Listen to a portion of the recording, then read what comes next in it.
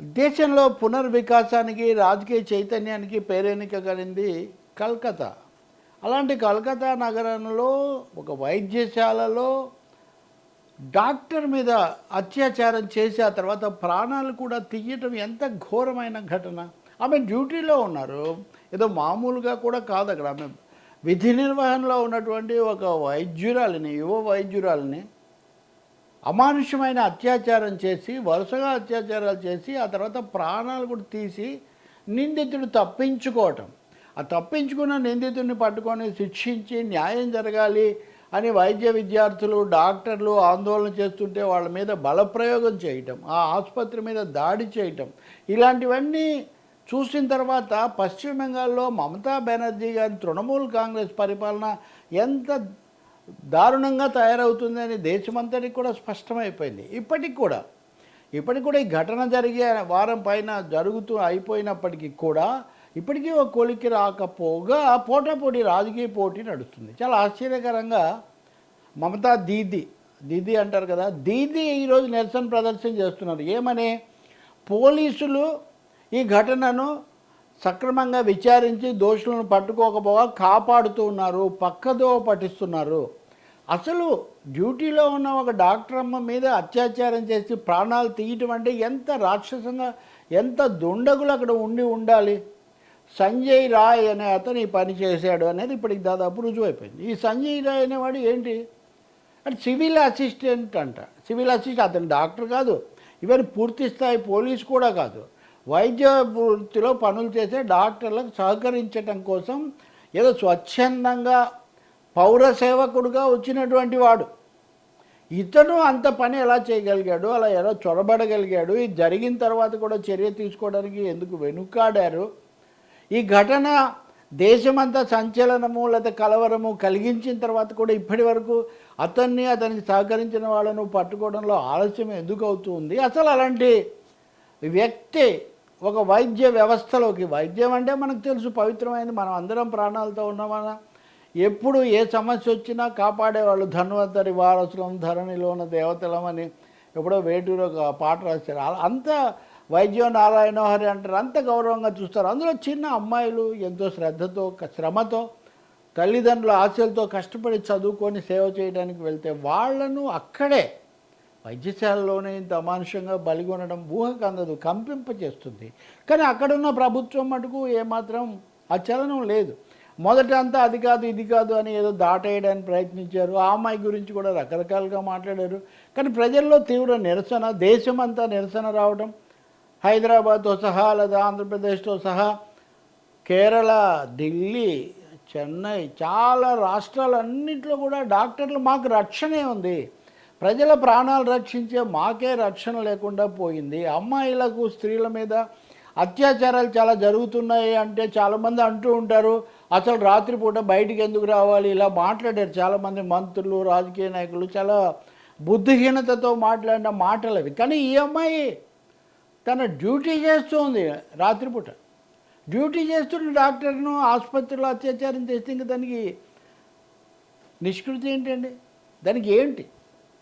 ఆమె ఏమైనా పొరపాటు చేసినా విధి నిర్వహణలో ఉంది. పైగా వాళ్లకు అది అయిన తర్వాత, ఈ ఘటన జరిగిన తర్వాత ఒక రాష్ట్రంలో ఒక ఇది జారీ చేశారంటే ఏమని, లేడీ డాక్టర్లు ఒంటరిగా ఉండకూడదు, తగిన వాతావరణము చుట్టూ ఎవరో ఒకరు ఉండేటట్టుగా చూసుకోవాలి, వాళ్ళు బట్టలు బాగా వేసుకోవాలి, ఏమాత్రం కూడా అవతల వాళ్ళను ఆకట్టుకు రెచ్చగొట్టే విధంగా వాళ్ళు బట్టలు వేసుకోకూడదండి. ఎవరు బలైపోయింది ఎవరు? ఆ తర్వాత ఈమెమో ఇవ్వడం ఏంటి? ఇది ఇచ్చిన తర్వాత దేశం అంతా గగ్గోలు వస్తే మళ్ళీ ఆ ప్రభుత్వం ఆ నోటీసును కూడా వెనక్కు తీసుకుంది. ఇంత లోపల ఈ ఘటన దేశమంతా చాలా కలవరము, ఆందోళన కలిగించింది. ఇవన్నీ అయిన తర్వాత హైకోర్టు కూడా వెళ్ళింది. హైకోర్టులో న్యాయమూర్తులు అడిగారు, కలకత్తా హైకోర్టులో, ఏం చేస్తున్నారు పోలీసులు, ఎందుకు బయటపెట్టట్లేదు, మీరు అసలు నిందితులను కాపాడుతున్నారు అనేటటువంటి నింద కూడా మేము మీద వస్తుంది. సో మీరు ఎట్టి పరిస్థితుల్లో ఈ 18వ తేదీ నాటికి, ఆగస్టు 18 నాటికి మీరు ఈ విషయాన్ని ఓ కొలిక్కి తీసుకురావాలని న్యాయస్థానం చెప్పింది. చెప్పిన తర్వాత అడుగులు అటువైపు పడలేదు, అడుగులు ఎటువైపు పడ్డాయి? ఒక దుండగుల ముఠా ఆసుపత్రి మీద దాడి చేసింది. వైద్యులు డాక్టర్లు ఆందోళన చేస్తుంటే వాళ్ళను పోయిన దౌర్జన్యం, ఆసుపత్రిలో వస్తువులు, సామాగ్రి, ఫర్నిచర్ ఇవన్నీ ధ్వంసం చేసి ఒక బీభత్సం సృష్టించారు. అంటే వాళ్ళ వాళ్ళ ఉద్దేశం ఏంటి అంటే ఇంకా వాళ్ళు ఆందోళన చేయకూడదు, ఇది ఈ ఘటన ఈ దుర్మార్గం దేశం దృష్టికి రాకూడదని, అంతే కదా. కానీ దాంతో మరింత నిరసన వ్యక్తమైంది. ఆ వెంటనే దాడికి పాల్గొన్న వాళ్ళని 17 మందిని అరెస్ట్ చేశారంటున్నారు. ఆ సంజయ్ రాయ్ అనే అతను ఇంకా దొరికినట్టుగా లేడు. ఈ లోపల కోర్టు కూడా చాలా ఆగ్రహం వ్యక్తం చేసి, మీరు సరిగ్గా చేయడం లేదు, మీరు నిందితుని కాపాడుతున్నారు, కాబట్టి మీకు ఈ విచారణ మీకు కాకుండా సిబిఐకి అప్పగిస్తున్నామని సిబిఐకి అప్పగించారు. ఇక్కడ మొదలైంది మమతా దీదీ యొక్క కపట నాటకం. సిబిఐకి అప్పగించిన తర్వాత సిబిఐ ఇంకా రాకముందే ఈమె, అలాగే ఈమెతో పాటు ఉండే పార్లమెంట్ సభ్యుడు వివేక్ డెబ్రియన్ మొదలుపెట్టారు ఏమని, మీరు పోలీసులకు 18 వరకు గడువు ఇచ్చారు కదా, సిబిఐ అంత లోపలే అన్నీ తేల్చాలని. ఇప్పటివరకు చేస్తున్న పోలీసులకు ఇచ్చిన గడువు రేపు సిబిఐ వచ్చి ఇవన్నీ స్వాధీనం చేసుకొని ఆ అనుమానితులను ప్రశ్నించి ఎంత సమయం పడుతుంది. ప్రదర్శన కూడా చేస్తున్నారు ఆమె.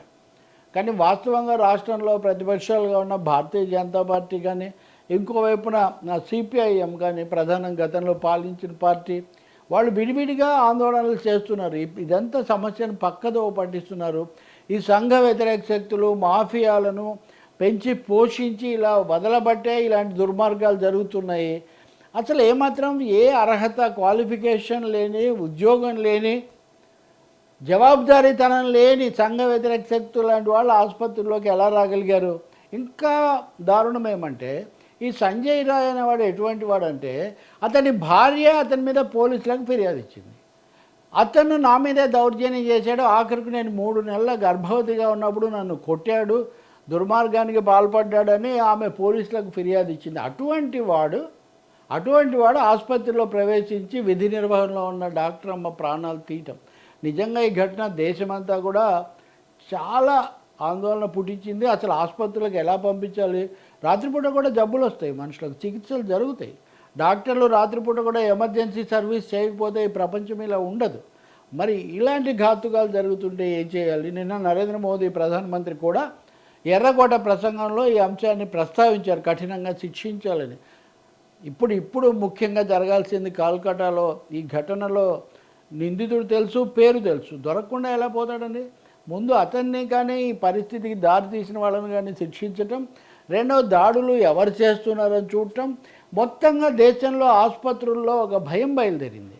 రాత్రిపూట మాకు రక్షణ ఏముందని డాక్టర్లు ఆందోళన చేస్తున్నారు. కాబట్టి భద్రతా వ్యవస్థను కాపాడడం, మెరుగుపరచడం అనేది ఇప్పుడు తక్షణ కర్తవ్యంగా ఉంది. ఆసుపత్రులు ప్రైవేట్ రంగంలో ఇంకా పెరిగిపోయిన చోట అక్కడ కూడా ఎవరు, ప్రభుత్వ ఆసుపత్రులలో కూడా భద్రతా వ్యవస్థను ప్రైవేట్ సంస్థలకు అప్పగిస్తున్నారు. చాలా విభాగాలు ప్రైవేటు వాళ్ళకు అప్పగిస్తున్నారు. ప్రైవేటు వాళ్ళు ఎవరిని నియమిస్తున్నారు? వాళ్ళకి జవాబుదారీతనం ఏంటి? కొంతకాలం కిందట హైదరాబాద్లోనే ఒక పేరు పొందిన స్కూల్లో చిన్న బాలిక మీద అత్యాచారం జరిగింది. అత్యాచారం చేసిన వాడు డ్రైవర్గా ఉండి అక్కడ పెత్తనం చేస్తున్నాడు. ఎప్పుడు వాడు పెత్తనం చేస్తూనే ఉన్నాడు చిన్నపిల్లల మీద. తర్వాత వాడు పట్టుబడ్డాడు అనుకోండి, కానీ ఆ స్కూల్ మళ్ళీ తెరిచారు కూడా. అంటే అమ్మాయిలకు భద్రత లేకపోవటం, డాక్టర్లకు రక్షణ లేకపోవటం, ప్రభుత్వాలు బాధ్యత వహించకపోవడం ఇప్పుడు కీలకమైంది. దీన్ని ఒక జాతీయ సమస్యగా కూడా తీసుకొని ఆ డాక్టర్ అమ్మలకు, ఆ ఆసుపత్రులకు రక్షణ కల్పించటం ఇప్పుడు తక్షణం జరగాల్సిన పని.